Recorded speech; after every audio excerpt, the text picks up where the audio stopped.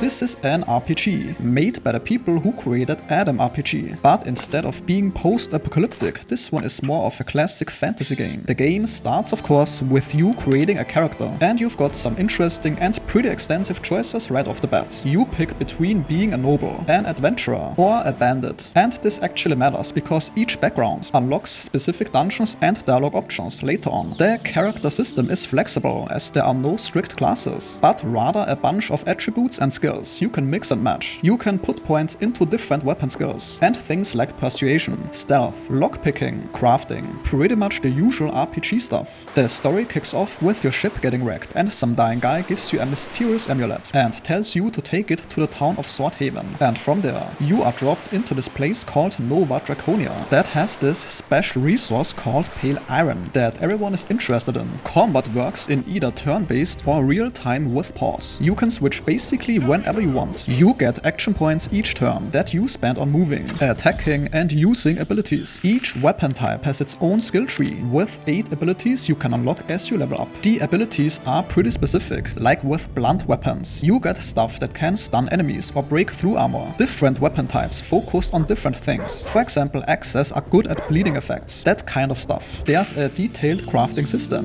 where you need specific tools for different work. The weapons themselves are modular, that means they have heads, hefts, and you can modify them with stuff like counterweights or better grips. The world uses a grid-based map for travel between locations, kind of like the old RPGs. That means you will hit random encounters while moving around. Now, the individual areas are pretty big, and so far seem to reward exploration. There are lots of hidden chests, digging spots for treasure, and herbs that you can gather. The quests definitely focus on choice and consequence. Each major quest usually presents you with multiple ways to resolve them, based on your skills and background. So if you've built a character with high persuasion, then you can talk your way through conflicts. If you're good at stealth, then you can sneak around to gather evidence, or access restricted zones. Of course, if your combat skills are solid, then you can also mostly just fight your way through. The game doesn't hold your hand much. If you fail a quest, you fail it. If you kill someone important, then they stay dead. And a lot of quests require you to actually pay attention to what people say and piece clues together yourself. Fair warning though, that the game is currently in early access, with about 15 to 20 hours of content for a single playthrough. This will be expanded upon greatly. The developers are aiming to release the game late 2025. Right now the combat animations can be a bit rough, and there's the occasional visual bug, but the core systems definitely are functional. And that sentence concludes today's video. If your time was respected, a like or comment is very much appreciated.